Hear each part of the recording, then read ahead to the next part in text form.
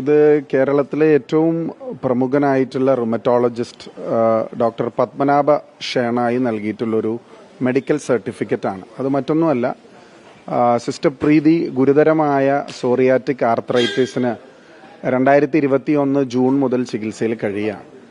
ഈ അടുത്ത് 2025 മെയ്യിലും അതിൻ്റെ കാഠിന്യം കൂടി, വേദന കൂടി. ഇതൊരു ഇൻഫ്ലമേറ്ററി ഡിസീസാണ്. ഇത് സംബന്ധിച്ച നിരന്തരമായ ചികിത്സയിൽ കഴിയുന്ന ഒരാളാണ്. അപ്പോൾ ഞാൻ ഡോക്ടർ പത്മനാഭ ഷേണായുമായി സംസാരിച്ചപ്പോൾ ജയിലിലെ ഒരു സാഹചര്യം അദ്ദേഹം ആശങ്ക പ്രകടിപ്പിച്ച് എന്നെ വിളിച്ചതാണ്. കാരണം ജയിലിൽ കിടക്കാനുള്ള സൗകര്യം നിലത്താണ് കിടക്കുന്നത്. അപ്പോൾ ഇത് സാധാരണ ഒരു ഇൻഫ്ലമേറ്ററി അസുഖമല്ല, ശരീരം മുഴുവൻ വളരെ ഗുരുതരമായ വേദന വരുന്ന സോറിയാറ്റിക് റുമറ്റോളജിയുമായി ബന്ധപ്പെട്ടാണ്.